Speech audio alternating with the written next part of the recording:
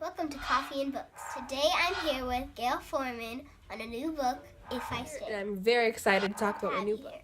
Now, who's the protagonist? I'm really glad you asked that because the protagonist in the story is a girl named Mia. She's 17 years old and she's in high school and she's a bit of an introvert. And she plays the cello, really quiet, definitely not like her family. Family's very loud, and all that stuff, so now, yeah. Who's the antagonist? The antagonist of the story is actually nobody except for Mia herself. She finally realizes that it's up to her to decide if she wants to stay or not. That's crazy.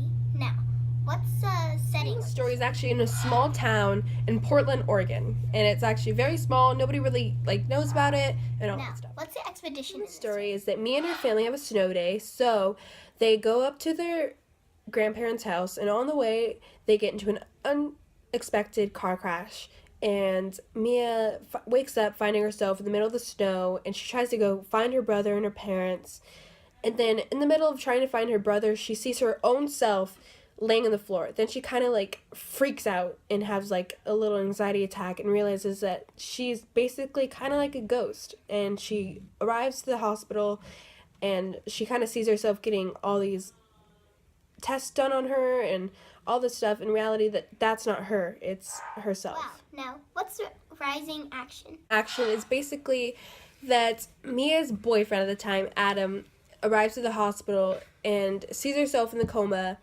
and is trying to wake her up, trying to tell her that you can do this and all this stuff, and trying to really basically wake her up and tell her that she can live if she decides she wants to. Wow. Now, what's the climax? Climax in the story is that Mia overhears her grandparents talking about the fact that her parents and her brother are dead, and she really is trying to decide whether she wants to live as an orphan or just basically just give up and die. Now, what's the resolution? Well, that one's a bit of a doozy because the resolution is kind of a cliffhanger. You actually don't know if Mia actually wakes up from the coma, so you're going to have to actually read the second book, Where She Went, to find out. Thanks for coming out here and talking about your new book, If I Stay.